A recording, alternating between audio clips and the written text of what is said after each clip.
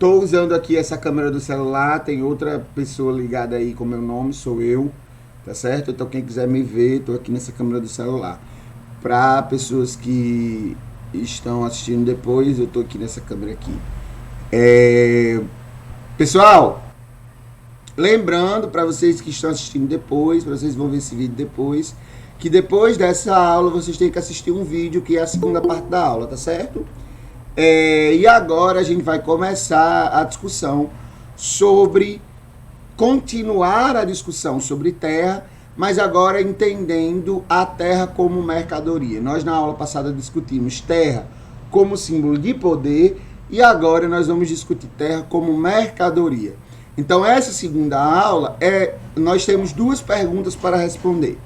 Como a terra pode ser vista como mercadoria e o que faz quem não pode comprar. Então, eu estou buscando entender como é que a terra, que é algo natural, né, que é algo que nós precisamos para sobreviver, é colocada como mercadoria e quando colocada como mercadoria, algumas pessoas não podem comprar. Então, o que é que faz essas pessoas que não podem comprar? Tá certo? Antes de começar essa discussão, eu tenho um parêntese para fechar, na verdade, que é um parêntese super necessário. Galera, eu faço essa discussão aqui entre parênteses, porque na aula passada eu falei por cima sobre crise do sistema feudal. Eu disse que o sistema feudal ia entrar em crise, mas eu não disse o que era que acontecia. Agora eu quero dizer o que é que acontece. Esse é um período de mudança muito drástica nas relações sociais na Europa, tá certo? E essa é uma mudança que é essencial para a gente entender, porque o mundo de hoje ele é transformado em partes por causa dessas mudanças que aconteceram pós-feudalismo, tá certo? Então são mudanças essenciais de a gente entender. Para começar a discussão, eu quero lembrar que feudalismo é um sistema de produção, um modo de produção, tal qual o modo de produção capitalista ou modo de produção comunista. São modos de produção, tá certo? O modo de produção capitalista, o modo de produção feudal, ele entra em crise, tá certo? Depois do ano 1000, por alguns motivos, que é o que a gente vai trabalhar aqui. Mas eu quero que vocês lembrem que o modo de produção feudal, ele acontece na Europa Central, tá certo? Ele não acontece ao mesmo tempo e das mesmas formas na Europa inteira, mas ele acontece com características semelhantes. A principal característica é exatamente a terra como um símbolo de poder. A crise no sistema feudal está ligada ao surgimento da fome e da miséria por causa daquele aumento populacional. Lembra que eu falei que há um período de paz e por causa disso há um aumento populacional, ao desenvolvimento de outras técnicas agrícolas que favorecem esse aumento populacional. Então, esse aumento populacional, depois acaba vindo um período de fome e miséria, tá certo? Esse período está ligado, ou esse aumento populacional, na verdade, está ligado a um aumento do comércio. Lembra, galera, que no feudalismo, o comércio ele continua existindo, ele continua acontecendo. O negócio é que durante o feudalismo ele é diminuído, ele não é a principal atividade econômica, tá certo? Há uma desmonetização. Desmonetização é um perda do valor do dinheiro, digamos assim. Mas esse aumento do comércio, na verdade, ele é diminuído por causa daquela lógica do feudalismo de produção local, né? A produção é feita para um local, para a sobrevivência de um local. A partir do momento em que tem um aumento populacional, eu tenho pessoas indo para a cidade, eu tenho problemas de subabastecimento, de dificuldade no abastecimento, o comércio aparece como uma oportunidade de suprir essa necessidade, tá certo? Então o comércio vai aumentando aos poucos nessa crise do sistema feudal, o que por si já é um contrassenso do sistema feudal, porque o sistema feudal depende da terra e ele é pensado para a sobrevivência do feudo. Quando entra interesses do comércio, esse sistema vai sendo minado pouco a pouco, tá certo? E aí, galera, tem uma coisa que é as monarquias feudais, que entram aí nessa discussão. As monarquias feudais, galera, é algo que existe antes dessa crise, tá certo? Desde o início sempre existiu, monarquia sempre existiu, é ótimo. Desde o final do Império Romano, que aparecem essas monarquias na Europa, tá certo? Aquele vídeo sobre o Império Carolíngio explica exatamente o surgimento dessas monarquias. Esses reis, eles existem durante o feudalismo, durante a Idade Medieval, mas na vigência da lógica feudalista, eles não representam um poder muito grande.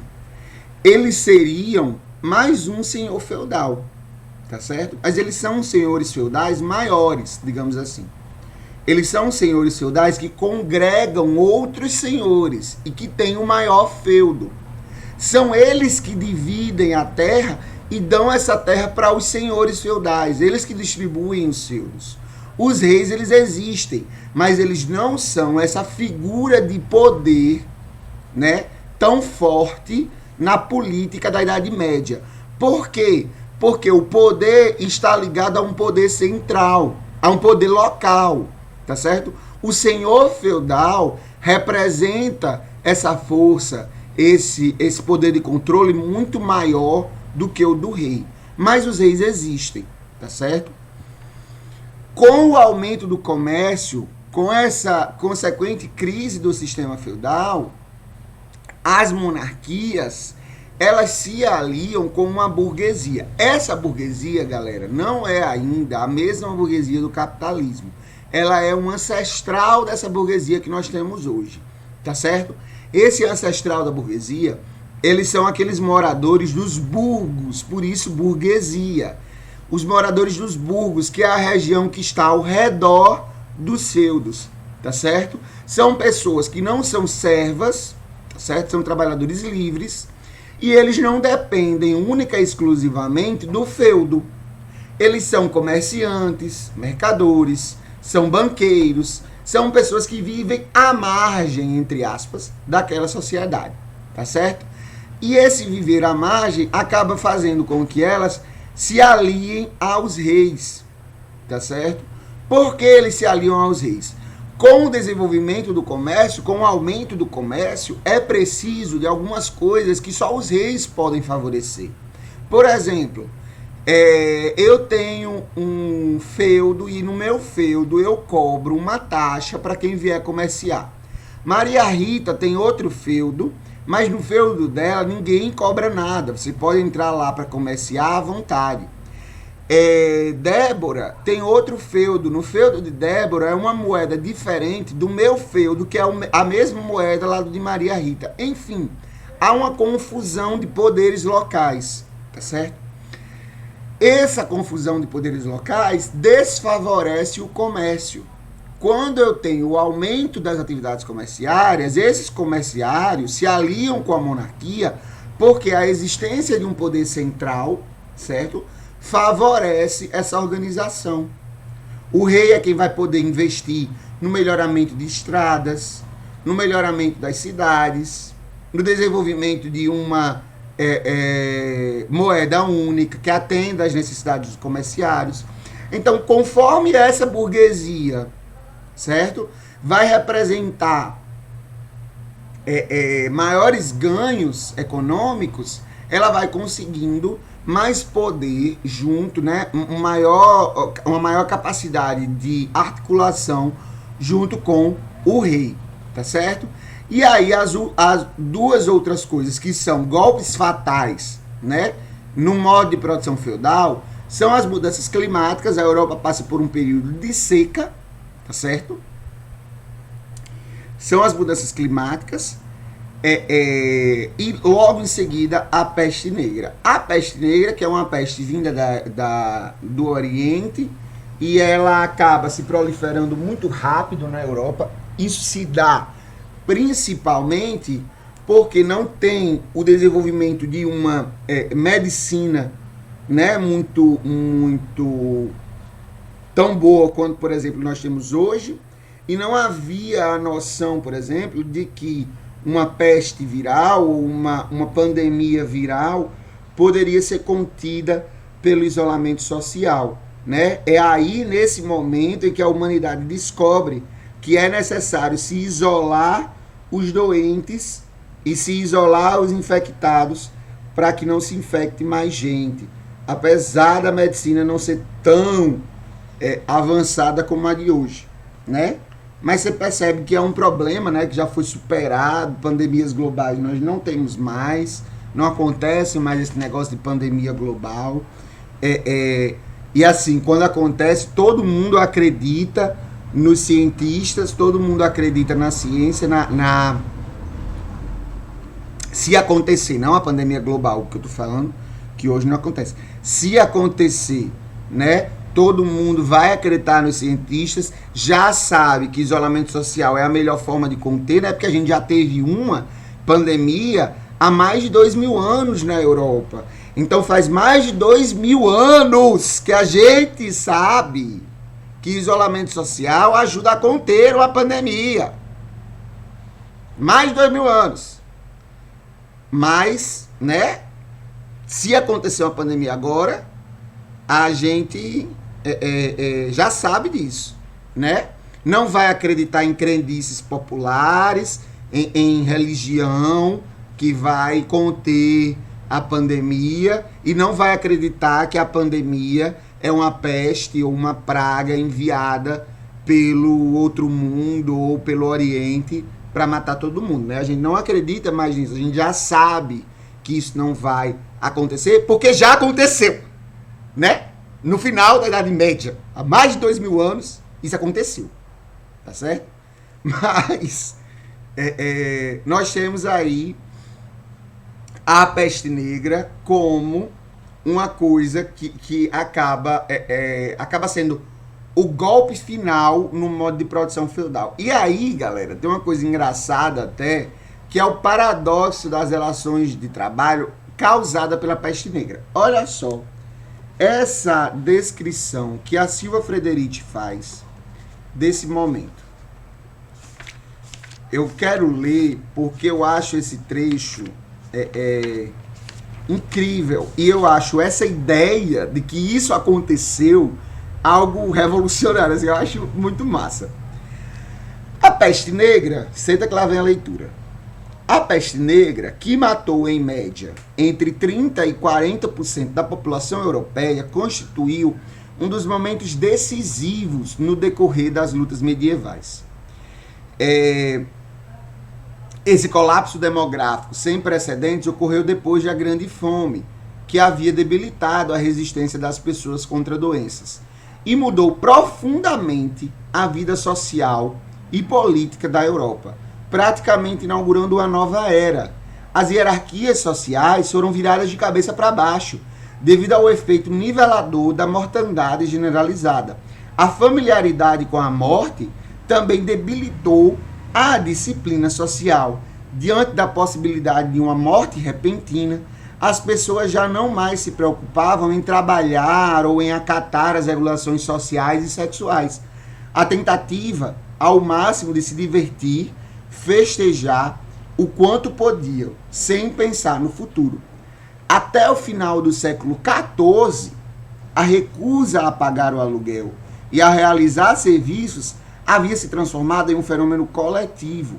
Aldeias inteiras organizavam-se conjuntamente para deixar de pagar as multas, os impostos e a talha, negando-se a reconhecer a troca de serviços e as determinações dos tribunais senhoriais, que eram os instrumentos do poder feudal. Nesse contexto, a quantidade de aluguéis e de serviços retidos era menos importante do que o fato de que a relação de classes em que se baseava a ordem feudal fosse subvertida. Foi assim que um escritor do começo do século XVI, cujas palavras refletiam o ponto de vista da nobreza, resumiu a situação. Os camponeses são ricos demais e não sabem o que significa a obediência. não levam a lei em consideração. Desejariam que não houvessem nobres e gostariam de decidir qual renda deveríamos obter por nossas terras. Coitado do rico, né? Como resposta ao aumento do custo da mão de obra e ao desmoronamento da renda feudal, ocorreram várias tentativas de aumentar a exploração do trabalho a partir do restabelecimento da prestação de serviços laborais compulsórios, ou em alguns casos da escravidão. Então, galera, com a peste negra, que dizima 1/3 da população da Europa, então vocês imaginem que é muita gente, tá certo? Deixa eu ver aqui rapidinho, população morta pela peste negra, porque eu não lembro desse número. São... Em estatística global, pelo menos o Google, o Dr. Google me diz que entre 1343 a 1353, né, 100 anos, é o século XIV, 200 milhões de pessoas podem ter morrido na Europa. Só na Europa, tá certo? Hoje a gente tem uma mortandade no Brasil aí de quase 500 mil pessoas, né, e já é uma crise em um só país. Então são 200 milhões de pessoas, um Brasil morrendo na Europa, tá certo? É 1/3 da população europeia. E aí isso causa uma crise nas relações de trabalho, porque o que acontece? Como eu não tenho mais trabalhadores, os trabalhadores começam a se revoltar, a dizer, então, já que só tem eu para trabalhar, eu quero condições de trabalho mais dignas, tá certo?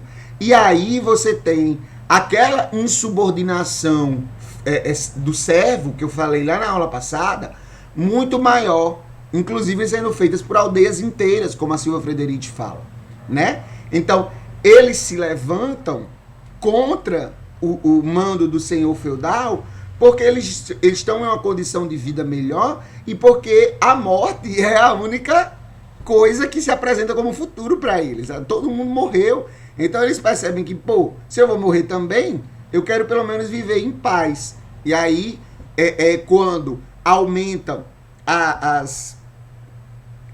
os movimentos heréticos, né? As pessoas vão saindo da igreja, porque a igreja divulga que isso é um grande castigo, e aí com os padres sendo infectados, com mortes dentro do próprio clero, então as pessoas percebem, se a igreja, né, tá morrendo, então imagine nós, vamos atrás de outra coisa aqui.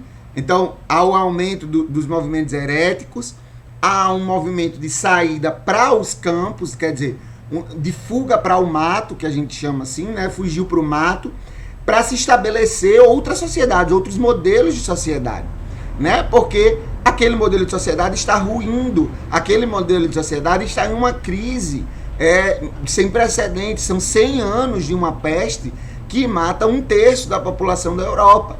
Então aquelas pessoas não querem mais manter a mesma relação social.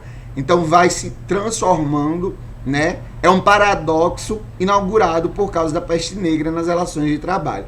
Mas isso logo é respondido. Os senhores colocam medidas mais duras, inclusive o retorno da escravidão, do regime de escravidão, para manter essas pessoas ligadas ao trabalho. Galera, e aí eu vi aí comentários no privado sobre a nossa pandemia, né?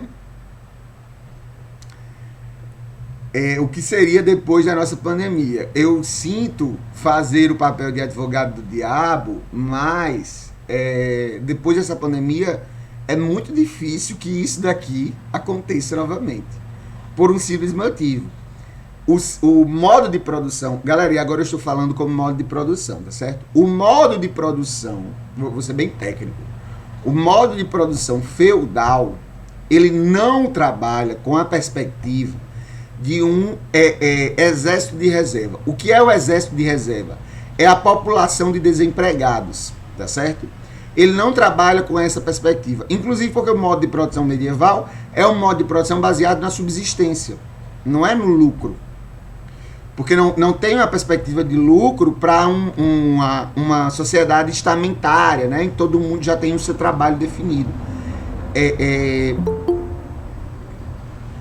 O modo capitalista, que é o modo que nós vivemos hoje, ele prevê e, na verdade, ele necessita, para existir, de um exército de reserva, que é a população de desempregados.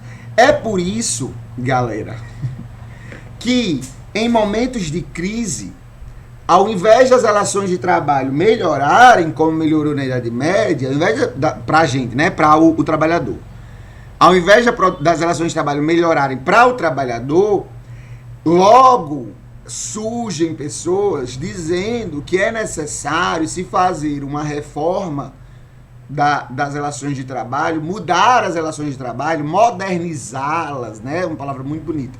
Modernizar as relações de trabalho, flexibilizar as leis trabalhistas, as leis que protegem o trabalhador, para que possa haver um aumento do emprego, né? Para que se possa contratar mais. Falácia, tá certo? Não se vai contratar mais por causa de uma flexibilização das leis trabalhistas. A flexibilização das leis trabalhistas é para que quem emprega, né, quem é dono dos meios de produção, mantenha o seu lucro, tá certo? Porque o principal objetivo do modo de produção capitalista é o lucro, tá certo? Não é a mesma coisa do sistema feudal, tá? Então, essas pessoas, eles passam essa ideia de que é necessário uma flexibilização do modo de trabalho, das relações de trabalho, para que esse exército de reserva possa ser mantido e que não cresça tanto, tá certo? Afinal, é preciso de pessoas para comprar. Então, a gente precisa ter pessoas trabalhando também para comprar. Mas sempre é necessário que haja um grupo que não tem emprego. Por quê? Porque em momentos de crise eu posso demitir, tá certo? E depois contratar pessoas que trabalhem num regime pior, né, de exploração pior, porque elas estão desesperadas, elas estão sem empregos.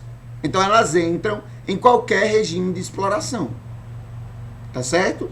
Então, para a lógica capitalista, para a lógica do modo de produção capitalista, o exército de reserva, o desemprego é necessário, tá certo? Então, se alguém disser que o desemprego é o mal do capitalismo, nós precisamos, o capitalismo vai encontrar uma solução para o desemprego. Não. O capitalismo, ele precisa do desemprego, tá certo? Então, por isso que na peste negra, né, isso pode acontecer, esse paradoxo pode acontecer, porque a lógica era outra. A lógica do modo de produção feudal era outra. Agora nós estamos passando por uma pandemia e a lógica de produção, do modo de produção capitalista é completamente diferente. Tá certo? Era esse ponto que eu queria bater para vocês. Galera, até aqui, esse parêntese. Entendidos? Alguma dúvida? Posso continuar?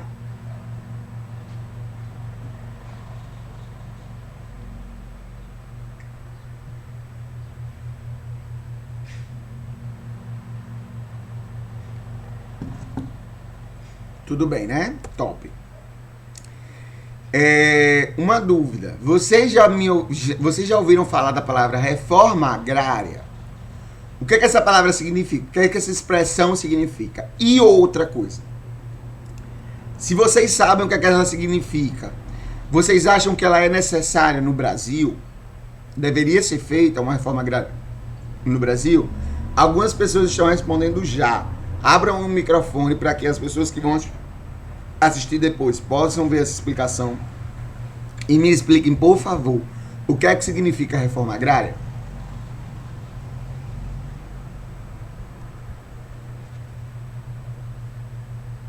Gente, por favor, só uma pessoa.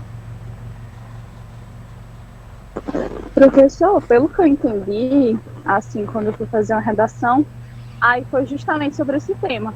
Pelo que eu entendi, é você pegar um terreno que não está cumprindo seu papel, sua função social, e aí você dividir ele para outras pessoas que estão precisando do lugar do terreno. Jamil, você acha que essa medida é necessária no Brasil? Sim, porque tem muitos terrenos que as pessoas deixam se valorizar por construções ao redor. E aí aquele terreno fica ali parado, o que gera que muitas pessoas se apossam desse terreno. E aí quando os proprietários, né, que são os donos mesmo do terreno, vai lá, aí gera violência, aí aquelas pessoas que estavam naquele lugar têm que sair, e aí gera uma confusão do nada. Então, para evitar, seria muito importante fazer reforma agrária. Pessoal, Jamile explicou o que é reforma agrária no contexto da Constituição de 88. Na Constituição de 88, galera, não sou eu que estou falando, é a Constituição. A terra, a propriedade, na verdade não só a terra, a propriedade, ela precisa ter uma função social. Se ela não tem uma função social, o Estado é obrigado, pela Constituição, não é uma escolha, o Estado é obrigado, o Estado, no caso, o poder público, a prefeitura, o governo federal, o que seja. O poder público ele é obrigado a desapropriar, né, tirar o título de propriedade daquele terreno e usar aquele terreno para fins de reforma agrária, tá certo? É isso que tem na Constituição. A reforma agrária, no caso, a palavra reforma agrária, ela significa redistribuir o agrário, redistribuir a terra, tá certo? É uma reforma nas propriedades de terra, tá certo?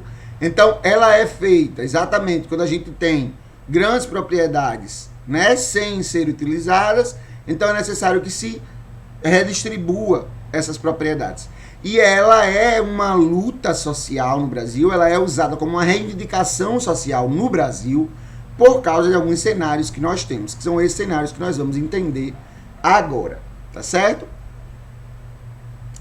Jamile falou que a reforma agrária ela acha que é necessária porque tem muito terreno sem utilidade, com pessoas apenas esperando para ganhar, né, quando eles se valorizarem. Isso a gente chama de especulação imobiliária e segundo a lei, né, segundo a lei, no Brasil ela é proibida, né, e ela é desestimulada exatamente pela Constituição, né, quando a gente tem aí a determinação da função social da propriedade.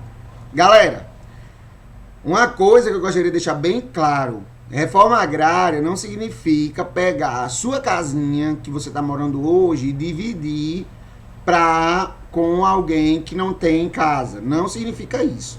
A sua casinha tem uma função social, ela é sua casa, tá certo? A sua propriedade ou dos seus pais está cumprindo uma função social. Se você mora alugado, aquela pessoa que aluga está fazendo cumprir a função social da propriedade dela. Quer dizer, está fazendo com que a propriedade dela sirva para uma morada. Agora, se vocês veem, por exemplo, na cidade é só o que tem. Prédios antigos abandonados, tá certo? Galpões enormes, abandonados, que a gente não sabe nem quem é dono. Ali na Ribeira, vocês vão ver que tem, só o que tem, né? A gente tem a Casa da Ribeira, aí tem prédio de um lado e de outro abandonado. Aqueles terrenos ali é que não estão cumprindo a função social. Ah, professor, mas tem dono. Tá, tem dono, mas segundo a lei, ele deve cumprir uma função social. Se não estiver cumprindo, o Estado tem que pagar uma indenização ao dono, o dono não sai perdendo, não. O Estado paga uma indenização ao dono, dá certo? E pega esse terreno, e esse terreno deve ser utilizado para reforma agrária, urbana ou rural, para reforma agrária, tá certo? Existem leis que determinam isso, tá certo? Clívia, eu não estou usando nomes, não me bota no meio, não. Agora eu quero mostrar para vocês, eu quero mostrar graficamente essa fala que Jamile disse, certo? Isso que Jamile falou, eu quero mostrar para vocês num gráfico. Esse gráfico que é um pouquinho complicado, pelo menos eu achei ele complicado, quem acha ele fácil, um beijo, porque quando eu fui ler esse gráfico, eu pedi a um amigo meu para ler para mim. Ele é retirado da Oxfam, o relatório Terrenos da Desigualdade de 2016. Ele usa dados, né, do nosso último censo, que é o censo de 2010. Agora, deveríamos estar tendo o próximo censo, né, de 2020, 2021, mas não vamos ter o censo e a gente só utiliza os dados do último censo, que é o censo de 2010, infelizmente. Tá certo? Mas pela lógica da distribuição agrária brasileira e a gente sabendo que pouco mudou, né, no cenário político, então essa lógica deve ter sido mantida. Esse gráfico é o de concentração de terras em mãos de poucos. É exatamente o que Jamile falou. Olha só. Se você olhar para a tela, do lado esquerdo, tá certo? Vocês vão ver aí essa meia pirâmide, ou trapézio, sei lá o que é isso. Essa meia pirâmide, ela representa os grupos de área. Quer dizer, a área do terreno dividiu em grupos, tá certo? Por hectare, tá? E a gente tem do lado direito o quanto esses grupos representam em estabelecimentos, em quantidade, né, que é essa barrinha laranja, e em relação à área rural total do país. Olha só, eu tenho estabelecimentos que têm 0 hectare, então tem uma medida que é menor do que 1 hectare. Lembra que 1 hectare é maior do que metros. Vamos ver quanto é que vale. 1 hectare vale em metros. 1 hectare vale 1.000 metros quadrados, tá certo? Então, 0 é menos que 1.000 metros quadrados. De 1 hectare, 1.000 metros quadrados.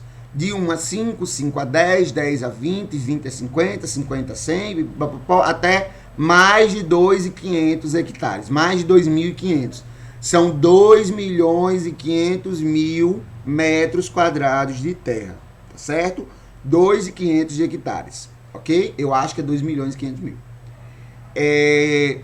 Se não for, um beijo.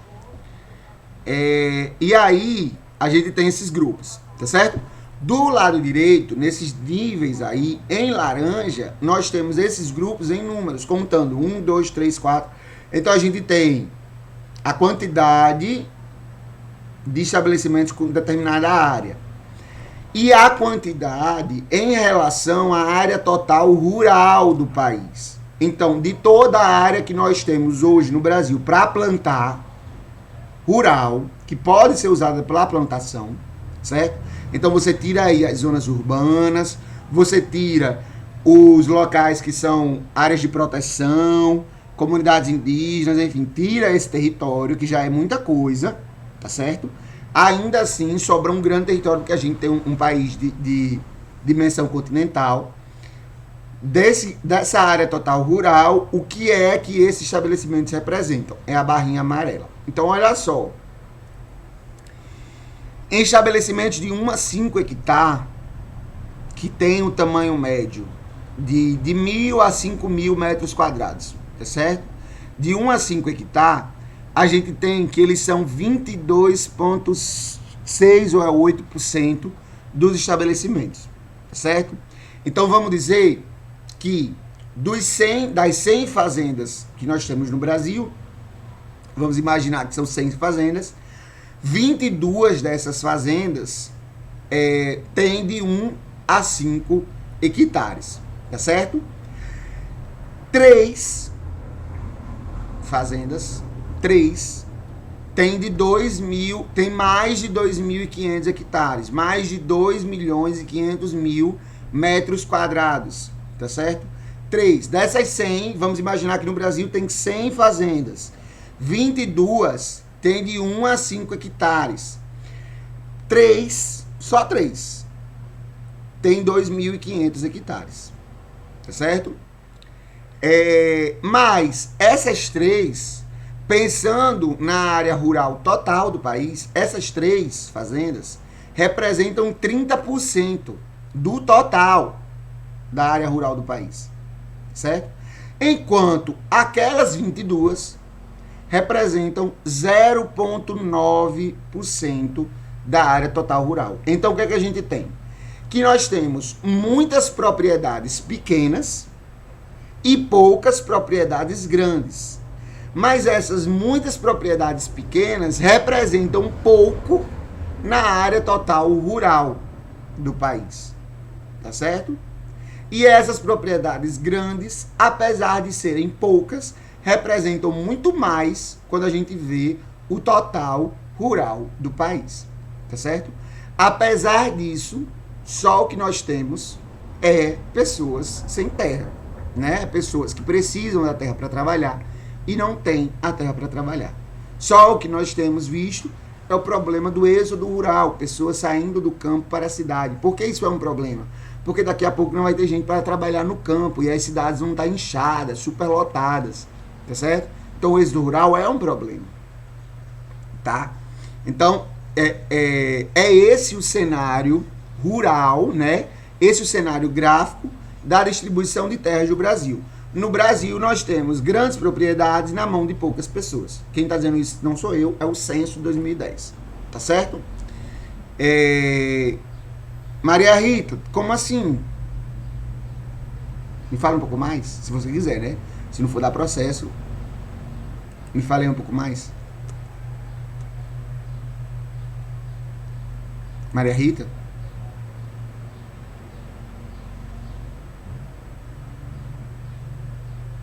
Eu tô chocada, a grande proprietária de terra.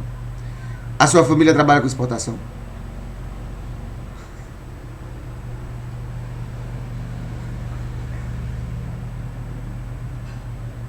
Mas são grandes propriedades rurais? Ceasa não, né? Porque eu sei, eu errei. Sim, na Ceasa. Mulher, Não, aproveita que não, você tá com o microfone aberto, me explica aí esse rolê. É assim, tipo, porque grande parte da minha família tem, não só aqui, onde eu moro, como também no sertão. Você mora Eles onde? têm plantação. Eu moro em Ceará-Mirim, aí tem a parte da agricultura que fica lá no interior. Aí eles têm plantação, e como o senhor falou, 1.000 hectares, 100.000 hectares. Aí eles plantam, fazem plantação e eles exportam. Eles exportam, eles vendem, consomem. É bom, é legal. É Dá legal, sim. oportunidade pra gente trabalhar, tem gente que trabalha lá com eles. Com certeza. Trabalha. Isso representa, na verdade, Maria Rita é uma representação da maior parte da distribuição do rural do Brasil e que faz com que o campo no Brasil seja produtivo. Inclusive, na última aula, a gente trabalhou a questão do agronegócio e nós vimos de como é que o agronegócio, o quanto o agronegócio representa no PIB brasileiro. O agronegócio é exatamente essa produção vinda do rural, tá certo? Representa muito no PIB brasileiro. Mas aí, percebam que isso está ligado a uma noção de terra como propriedade, tá certo? No capitalismo, como propriedade, a terra pode ser vendida, mas em que momento a terra se torna em que momento a terra se torna uma mercadoria? Olha só, vamos voltar aí para a Europa, para o final do feudalismo, tá certo? No final do feudalismo tem a crise de abastecimento, né? Problema da fome, peste e tal.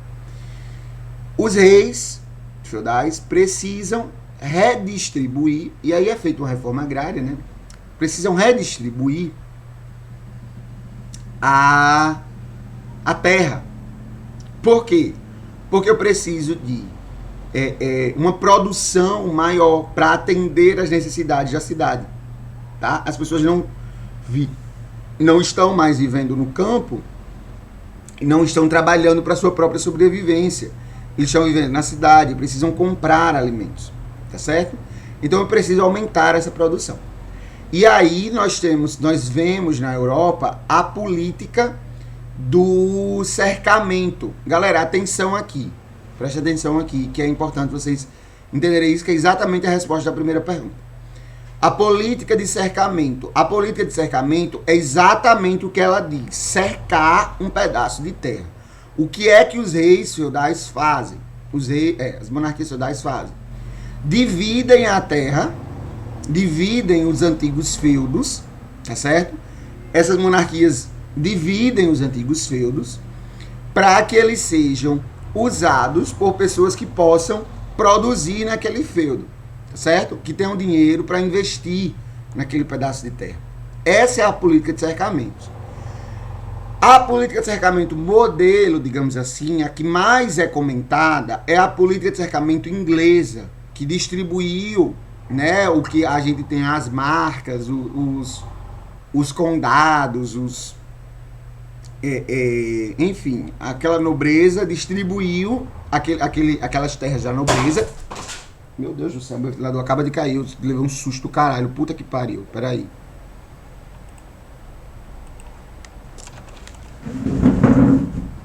Minha chocada.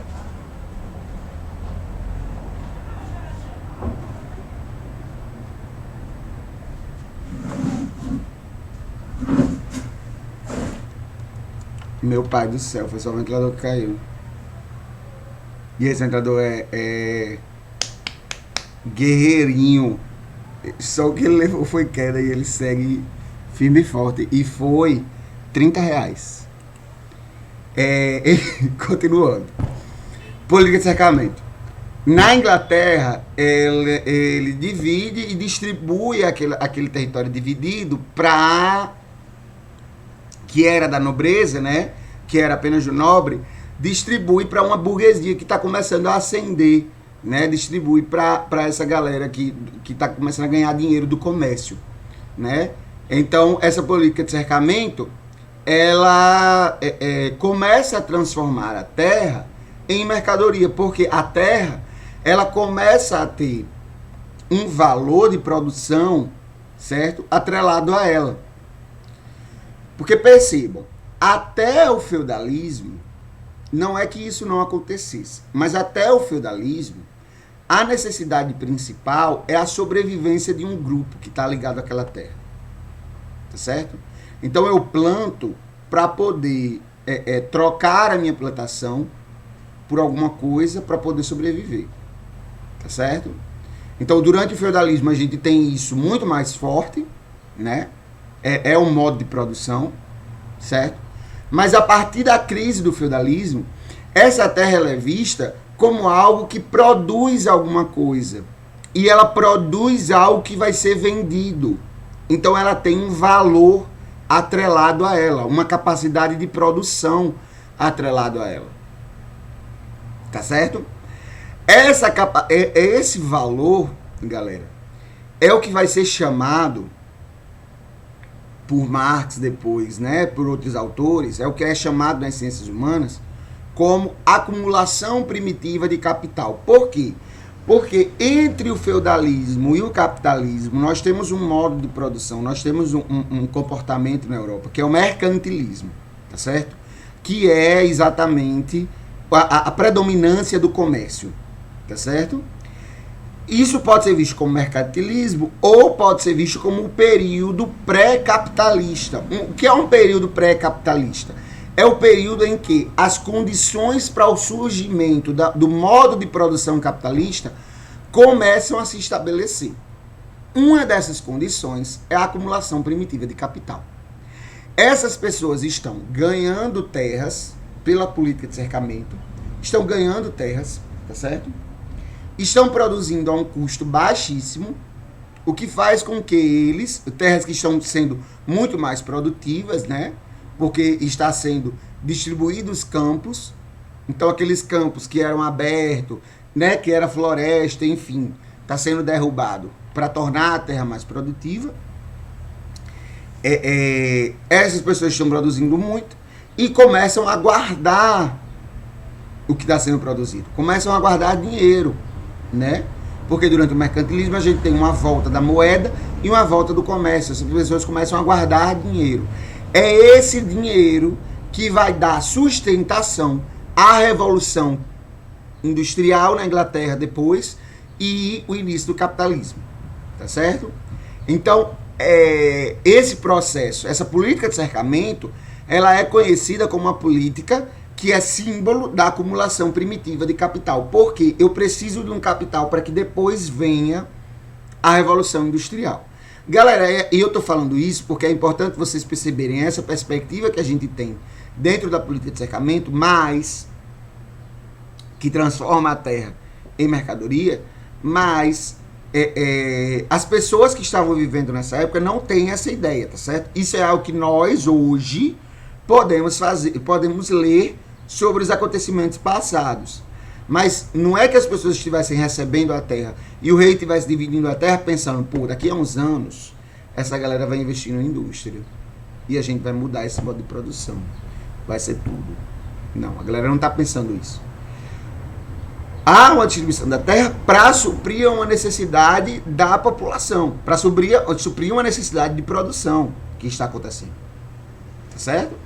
Depois é que se cria as condições necessárias para a Revolução Industrial. E nós percebemos hoje como as condições necessárias para a Revolução Industrial. Mas não é algo que as pessoas que estão fazendo têm essa ideia. Tá certo? Então, a política de cercamento e a política de arrendamento. O que é a política de arrendamento? É arrendar um pedaço de terra. Essa terra que está cercada, ela ainda é grande. Então eu posso arrendar para alguns trabalhadores. E eles podem ficar ali naquela terra, trabalhando para mim, tá certo? E depois de um certo período eles terem a propriedade dessa terra, seja comprando, seja porque foi combinado que depois de um período eles vão ser proprietários daquela terra. Então a política de arrendamento é uma possibilidade, acaba sendo vista como uma possibilidade de mudança social. Porque você pode passar de trabalhador rural para proprietário de terra. Agora perceba que essas duas políticas é o que transforma a terra de propriedade para mercadoria. Tá certo? Porque primeiro nós temos a política de cercamento transformando terras comuns, né? Porque no feudalismo eu tenho essas terras comunais, que são as florestas, que ninguém pode tocar, certo? São terras comuns de todo mundo, tá certo? São áreas de plantio que são usadas por qualquer pessoa, tá certo? São o manso comunal, a gente viu lá na distribuição do feudo, tá certo? Então, essas terras comunais, elas são pegadas pela política de cercamento e são redistribuídas, tá? Para proprietários que tenham condições, tá certo? Então essas duas políticas são as políticas que na Europa transformam a terra em mercadoria. Transformam no sentido de que, gente, é porque eu uso esses termos e às vezes eu fico pensando sozinho comigo, meu Deus do céu, será que os meninos estão pensando que a pessoa acorda do dia para a noite e agora minha terra vale R$100? Ou pensa que jogaram mágica, uma magia, transformaram tudo em mercadoria? Eu fico pensando nisso. Gente, eu estou usando transforma, mas entendam isso como um processo. Tá certo? É uma noção que vai se estabelecendo, tá? A partir da política de cercamentos. Então, essa noção de que a terra tem um valor de produção. E que por esse valor de produção, eu posso vender ela. Transformá-la em mercadoria. Tá certo? Então, vejam, né? Vamos fazer uma recapitulação aí. Na aula passada a gente falou de terra como propriedade e terra como poder, né? Essa propriedade como símbolo de poder. Essa propriedade, conforme o mundo passa a dar valor, né? Conforme o mundo europeu passa a dar valor maior à capacidade de mercado, né? A capacidade de venda, essa propriedade, o símbolo de poder dela está atrelada à sua capacidade de ser mercadoria, de se tornar uma mercadoria, tá certo? Então é um processo até que nós tenhamos a terra como uma mercadoria, tá? E esse é um processo, galera, que eu queria deixar bem claro para vocês, que é algo que antes de falar disso em si eu vou parar, mas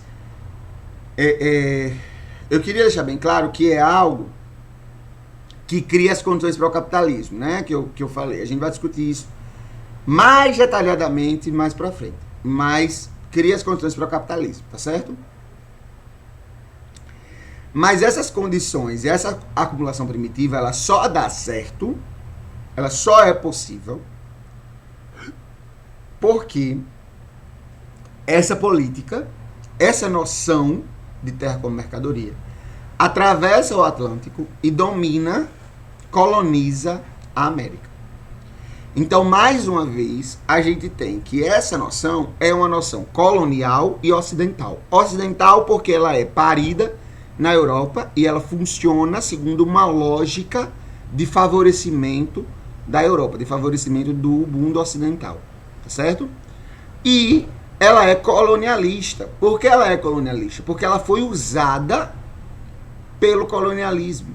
E ela é explicativa do modo colonialista, tá certo?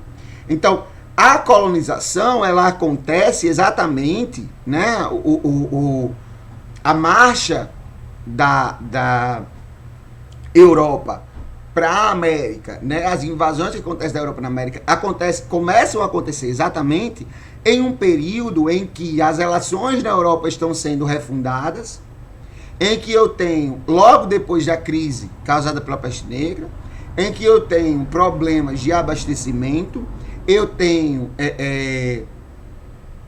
falta de território para cercar, porque eu já estou cercando a torta e a direita. Então, esses problemas, né, fazem com que a Europa busque outro território que possa ser dominado. E aí, as condições para o capitalismo acontecer, as condições para a Revolução Industrial acontecer, para a Revolução Francesa acontecer, para todas as transformações que acontecem na Europa, só são possíveis, as condições são dadas porque pela exploração que acontece nas colônias. Porque se não fosse a exploração das colônias, a Europa não estaria tendo comida. A Europa não... os grandes comerciários, os grandes investidores europeus não teriam renda. Então, a exploração da colônia é o que mantém a Europa nesse período. Nesse período aqui, entre o feudalismo e o capitalismo, é a exploração das colônias que vai manter esse coisa. E é por isso que eu chamo essa chegada, né, dessa lógica que a gente estava falando agora, no Brasil, do projeto português. Mas antes de entrar no projeto português, eu quero saber se vocês têm alguma dúvida sobre isso aqui. Entendem o que é política de cercamento? Entendem que essa política que a gente usa, a que a gente usa como modelo é a inglesa, né? Mas ela acontece na Europa como um todo e ela atravessa o Atlântico e dá sustentação ao capitalismo. Entendem como essa política, junto com o arrendamento, a gente percebe que elas são as políticas que transformam a terra em mercadoria? Alguma dúvida sobre isso?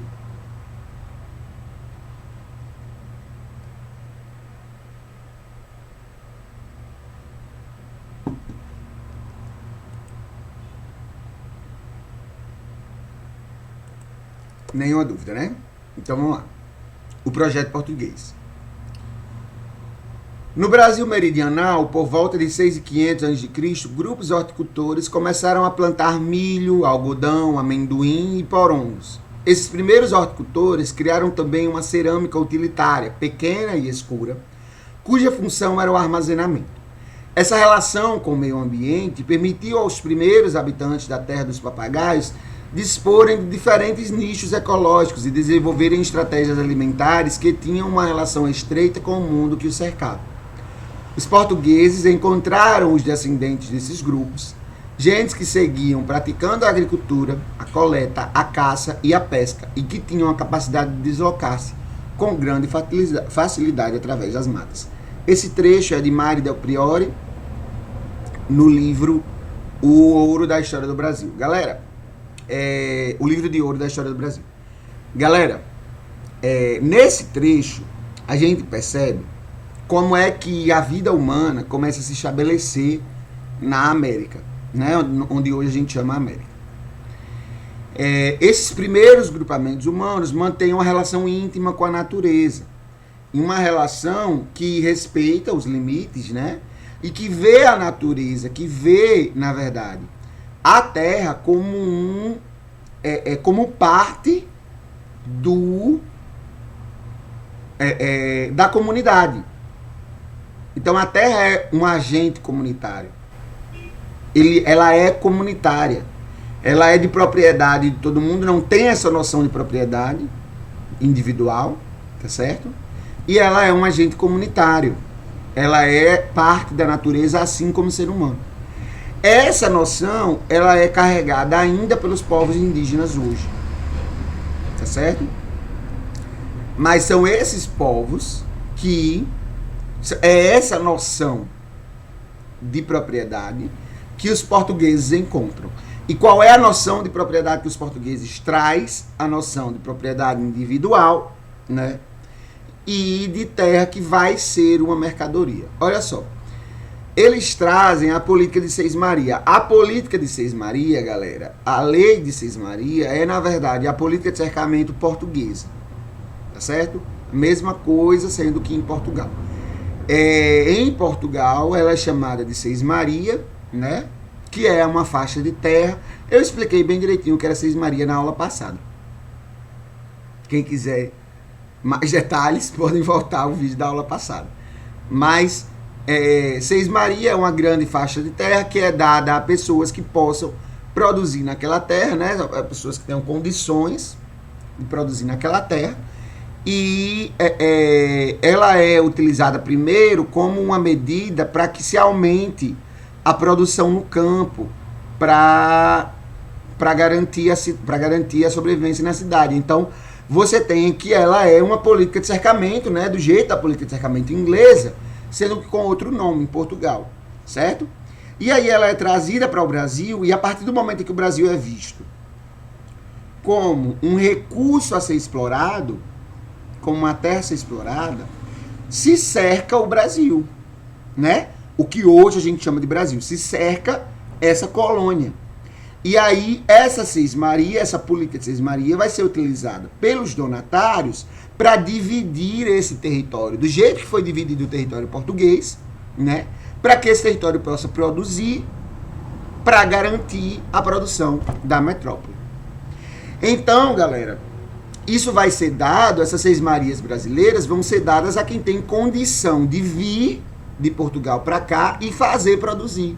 E conforme maior a Seis-Maria, maior a capacidade que aquela pessoa tem de produção.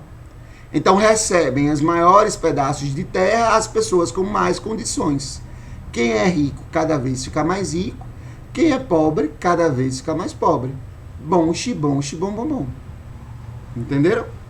É isso que acontece na política de Seis-Maria, trazida pelos portugueses. Tá? Então, essa é uma política que é o primeiro esboço do latifúndio, é o primeiro esboço daquele gráfico que eu mostrei lá atrás. Tá certo? Aquele gráfico, ele ele começa a ser desenhado aqui.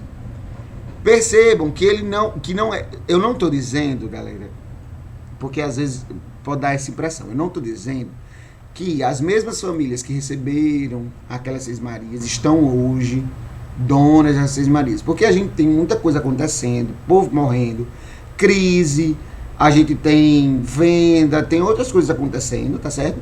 E essas famílias vão mudando. Mas essa lógica de grandes propriedades rurais que servem para produzir, tá certo? E que servem para produzir para fora, porque percebam, o Brasil ele é utilizado para plantar para Portugal.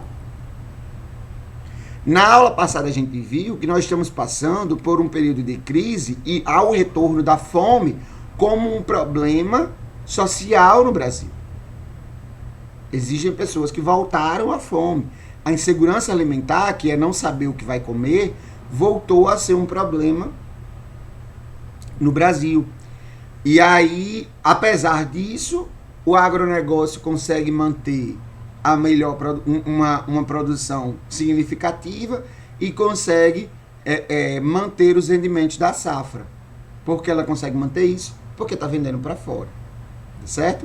Então, essa lógica do latifúndio, que é ter uma grande propriedade rural para vender, para produzir, para vender, ela continua. Então, esse esboço é traçado dentro desse projeto português, que é o projeto da colonização, tá certo? Aí a gente tem essa lógica da Seis-Maria continuando até a Lei de Posses. A Lei de Posses, galera, porque assim, o que acontece? Não coloquei isso no slide, mas eu quero falar para ficar menos confuso. O que acontece? Há várias tentativas, oficialmente, na verdade, a Seis-Maria ela foi abolida ainda em 1700. 1700 e alguma coisa, pelo Marquês de Pombal. Oficialmente ela é abolida naquele período. Mas quem já tem, continua tendo, né? Ela não vai ser mais distribuída, mas ela continua tendo, tá certo? Então, se percebe, desde a colonização, que, apesar desse intuito, né? Mas começa a se perceber que essas propriedades muito grandes, elas são um problema. Por que elas são um problema? Porque eu tenho pessoas que não conseguem se manter, né? Mas eu tenho pessoas que têm muitas propriedades. E aí, existem pessoas que têm dificuldades de manter essa grande propriedade, tá certo? E existe o problema das invasões. Primeiro, as invasões internas, né? Porque a gente tem os indígenas que são vistos como inimigos internos. Então, esses inimigos internos, eles invadem, né? Essas propriedades grandes demais, tá? E depois, as invasões externas. Durante o século XIX, 1819, durante o século XIX, a gente tem o período de independências na América. E há o medo, há o receio de que essas colônias se tornando independentes possam querer o território brasileiro, que não está ocupado. Então, há essa preocupação. Essa preocupação ela fica expressa na Lei de Posses de 1822. Tá certo? A Lei de Posse ela é anterior à independência, mas ela diz que a propriedade da terra pode ser conseguida através da posse, tá certo? Eu posso me apossar de uma posse de terra, eu posso cercar um pedaço de terra, começar a trabalhar e reivindicar a propriedade porque eu tenho uma posse daquele pedaço de terra. Ou, por exemplo, se eu trabalho na fazenda de alguém, tá certo? Alguém me deu um pedaço de terra para trabalhar. É exatamente isso, Pedro. Alguém me deu um pedaço de terra para trabalhar. Pela lei de posse, eu posso reivindicar essa propriedade. Pela lei. Mas essa lei é a letra morta. Por quê? Porque os grandes proprietários, que na verdade são quem faz as leis, né? São quem fazem as coisas girarem. Os grandes proprietários não deixam acontecer. Expulsam os poceiros para que eles não possam pedir a propriedade da terra, né, dentro da propriedade deles, e dificulta a ida desses poceiros para o mato para que eles possam buscar outras propriedades. Tá certo? Então, essa lei é uma primeira tentativa, uma tentativa mais expressa, né, de reforma agrária, um sonho aí, uma primeiríssima tentativa da Lei de Posses. E aí vem a Lei de Terras de 1850. A Lei de Terras de 1850, essa funciona, tá? Mas por que ela funciona, vamos ver. A Lei de Terras é a que transforma, na letra da lei, ela transforma a terra em mercadoria no Brasil. Olha o que aqui diz. Lei número 601, 18 de setembro de 1950. Artigo 1º. Ficam proibidas as aquisições de terras devolutas por outro título que não seja o de compra. Terra devoluta é terra sem dono. É terra que nem é da propriedade privada, nem do público. Certo? É aquela terra que está ali, mas é do Brasil, né? Faz parte do território nacional, mas não tem dono. Então, a partir da Lei de Terras, de 1850, A terra no Brasil tem um valor. E você só pode ser proprietário se comprar. Seja do poder público, seja do privado, o título de propriedade, ele é comprado. Tá certo? Então, o que é que a gente pode imaginar? Perfeito, não é? Porque agora você pode trabalhar e conseguir juntar um valor correspondente para poder comprar um pedaço de terra. E aí produzir, se tornar independente, ter a sua fazendinha em um país rural. O Brasil é um país agrícola, rural, e é ótimo se envolver com o trabalho da terra. Então, né, a lei de terras é perfeita, porque democratiza, né? Qualquer pessoa pode comprar, não é? A lei de terras ela é assinada num país de população pobre, miserável, tá certo? Então você tem muitas pessoas que vivem na pobreza, tá certo? Você tem uma população indígena enorme que não vai ter, que não é prevista propriedade para esses indígenas, tá certo? E você tem uma população escrava que chega a ser maior, escravizada, que chega em algumas cidades a ser maior do que a população livre. No Rio de Janeiro tem um determinado momento, no Rio de Janeiro não, acho que em São Paulo, ou é no Rio. Enfim, em algumas cidades a população de escravizados chega a ser maior do que a população de livre, tá certo? Então, essas pessoas, mesmo que consigam a liberdade, não vão conseguir comprar a terra. Essa lei é assinada em 1850. Em 1888, eu tenho a Lei Áurea acabando com a escravidão no Brasil. Entre 1850, que em 1850 também é aprovada o fim do tráfico negreiro. Então, entre 1850 e 1888, eu tenho o enfraquecimento da escravidão no Brasil. A escravidão no Brasil não acaba do dia para a noite, e ela não acaba por um motivo principal, porque ela representa um pilar central na economia brasileira. Os grandes proprietários rurais, que são quem produz para vender para fora, né? E esses grandes proprietários rurais, que representam a maior parte da economia brasileira, esses grandes proprietários é quem vai ser os grandes donos de escravos. Eles que compram e vendem escravos. Então, se eles compram e vendem escravos, eles estão muito preocupados com o fim da escravidão. Então, eles seguram esse fim da escravidão o máximo possível. A tentativa da lei de terras é de garantir que depois da escravidão, essa fronteira rural do Brasil, depois de abolida a escravidão, essa fronteira rural do Brasil, que é enorme, ela não seja ocupada por negros. Galera, eu tô falando isso, mas assim, quando eu for trabalhar exclusivamente lei de terras mais para frente, eu quero voltar nessa discussão. Existem discussões do Senado da Câmara, da Câmara, né, no Senado brasileiro, que são senadores das províncias discutindo e dizendo expressamente, olha, nós temos que pensar o que é que a gente vai fazer com esses negros libertos. Porque nós temos a fronteira agrícola muito grande e nós não podemos ser um país que tenha a sua terra dominada por negros e índios. Então nós temos que garantir que eles não tenham acesso à terra. A garantia que eles conseguem para não ter acesso à terra é a Lei de Terras de 1850, que garante que só comprando eu vou ter a propriedade. Se só comprando eu tenho a propriedade, pessoas pobres não vão comprar, pessoas pobres não vão ter a propriedade da terra.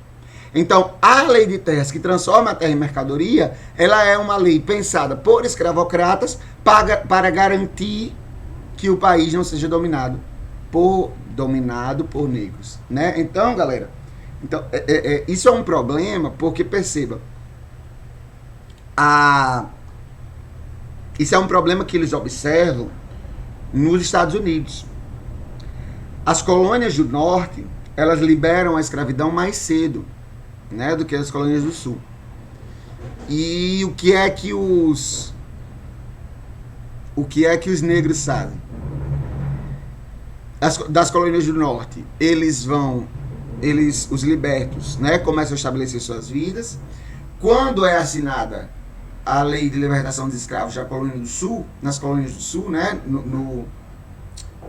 no território inteiro, né, dos Estados Unidos, que não é mais colônia, sei lá como é aquele negócio, dos estados dos Estados do Sul, quando é assinado para todo mundo, né, que Abraham Lincoln libera todo mundo, os negros do Sul começam a tentar ir para o Norte, ou começam a fugir, a sair das suas fazendas, buscando terra, buscando sobreviver, né, buscando melhores condições de vida. Há o receio de que isso aconteça no Brasil.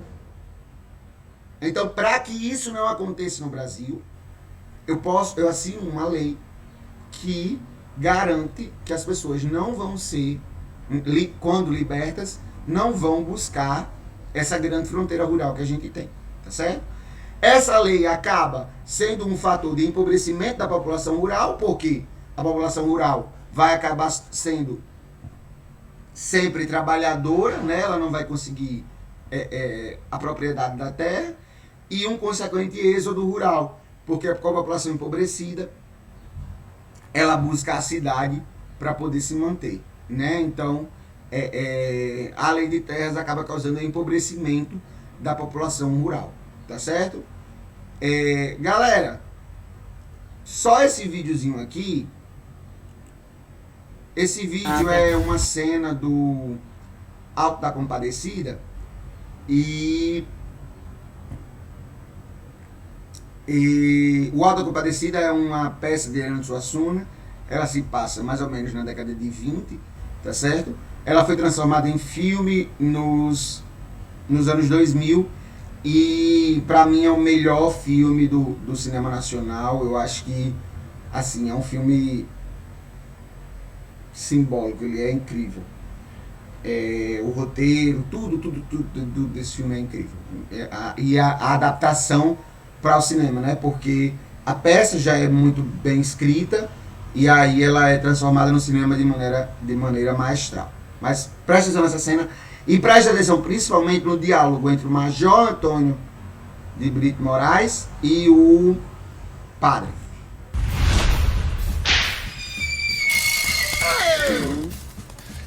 Ora viva, seu Major Antônio Moraes. Como vai Vossa Senhoria? Do jeito que você tá vendo. Bem demais. Veio procurar o padre? Tá perguntando muito. Se a Vossa Senhoria quer, eu posso chamá-lo. Se eu quiser, já tinha mandado. É que eu queria avisar a Vossa Senhoria, pra não se espantar, o padre está meio doido.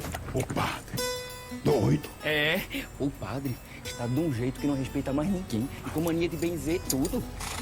Eu vim dar a ele um recado mandado pelo meu patrão e ele me recebeu muito mal, apesar do meu patrão ser quem ele é. E quem é teu patrão? O padeiro. Pois ele chamou o patrão de cachorro e disse que apesar disso ia benzer. Mas que loucura é essa? Eu não sei, é a mania dele agora. Benze tudo e chama a gente de cachorro. Isso foi porque era com o teu patrão. Comigo é diferente. Vossa Senhoria me desculpe, mas eu penso que não. Você pensa que não? Eu penso. Digo isso porque eu vi o padre dizer. Aquele cachorro, só porque é amigo de Antônio Moraes, pensa que é alguma coisa. Que história é essa? Tem certeza? É certeza plena. Está doidinho, pobre padre. Vamos esclarecer essa história. Alguém vai pagar por isso. Uns molinhas por caridade. Vai arrumar um serviço pra fazer. Posso trabalhar não, meu patrão. Só tenho um olho. Os fúrios, você vai cantar na feira. Ora, quanta honra! Uma pessoa como Antônio Moraes na igreja. Há quanto tempo esses pés não cruzam os umbrais da casa de Deus? Seria melhor se eu dizer que há muito tempo que eu não venho à missa. Claro que eu sei de suas ocupações, de sua saúde. Ocupações? Só sabe muito bem que eu não trabalho e a minha saúde é perfeita. Mas que coisa eu trouxe aqui? Não, nem diga, eu já sei. A bichinha está doente. Já sabia. Já, aqui as coisas se espalham num instante, não sabe? Já está fedendo? Fedendo quem? A bichinha. Não. Mas o que o senhor quer dizer? Nada, desculpa. É só apenas um modo de falar. Pois o senhor anda com modo de falar muito esquisito. Desculpe um pobre padre sem instrução. Qual é a doença, Major? Rabuge? Rabuge? Sim, já vi uma morrer disso em poucas horas. Começou pelo rabo e espalhou-se pelo corpo inteiro. Pelo rabo. Desculpe, eu devia ter dito pela cauda. Deve-se respeito aos enfermos, mesmo que seja da mais baixa qualidade. Baixa qualidade. Padre, veja bem com quem tá falando. A igreja é coisa séria como garantia da sociedade.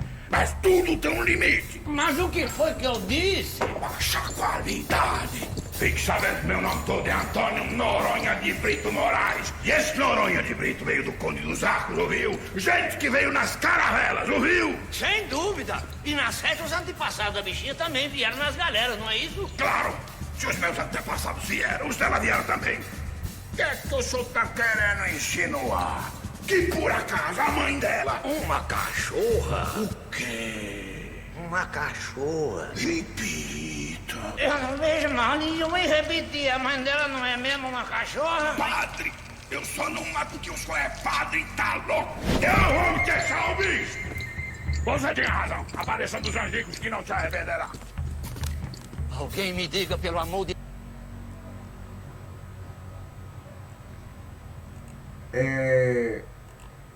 Pronto, era só esse pedacinho aí, perfeito. Que, na verdade, eu queria que vocês prestassem atenção, porque o Major, isso se passa na década de 20, né? Então é no início da República. Mas o Major, ele tá na discussão aí com o padre, porque ele tá falando da filha dele, que vem tomar uma bênção, e o padre pensa que ele tá falando da cachorra, de uma cachorra que ele iria trazer para tomar uma bênção. E aí, por isso, tem essa confusão, porque um tá falando de uma coisa e outro tá falando de outra. Mas, eu quero que vocês percebam aí que o Major fala o seguinte: eu sou o Major Antônio de Brito Moraes, Major Antônio Noronha de Brito Moraes, né? Alguma coisa assim. E esse Noronha de Brito veio do Conde dos Arcos, povo que veio nas caravelas. Então, galera, percebam como essa distribuição do território brasileiro, tá certo? Começa na colonização e vai sendo levada até o início da República. É óbvio, eu não quero dizer aqui que esses donos são os mesmos. No caso do filme né? No caso do filme, ele fala como se fosse. Mas essa lógica de que o respeito, de que o poder vem de Portugal e vem desde essa distribuição feita pela colonização, ela continua até o início da República, certo? É por isso que eu chamo, e aí sou eu que chamo assim, né? Essa prática das Seis Marias, essa colonização que é voltada para uma monocultura exportadora, né? Essa lógica da produção, da colonização, essa lógica da terra como mercadoria estabelecida pela Lei de Terras, né? E o início da República, como essa lógica, ela é um esboço do latifúndio que está demonstrado lá naquele gráfico que eu trouxe no início da aula, tá certo? É por isso que eu trouxe esse vídeo para vocês percebam o que Ariano Suassuna percebeu e colocou isso na boca do Antônio de Brito Moraes. Essa noção de mando, de poder de mando e principalmente de lugar social que ocupa, né, está ligado a ser um grande fazendeiro, e ele é um grande fazendeiro porque os antepassados dele vieram nas caravelas, tá certo? Então percebam aí como é que isso vai acontecendo, tá certo? Galera, por hoje, né, é só. Lembrem de que eu vou postar... Peraí, alguém tem alguma dúvida? Alguém quer que eu volte em algum ponto? Quer que eu explique de novo algum slide? Eu volto, não tenho nenhum problema, tá certo? Qualquer coisa, nem que todo mundo saia, fique só eu e a pessoa que tem dúvida aqui.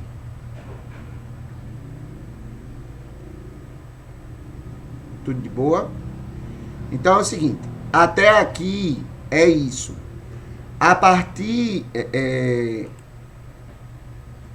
lembrem de assistir o videozinho que é a continuidade dessa aula, tá? Deixa eu só encerrar aqui a gravação. Um beijo aí para quem tá assistindo a aula depois.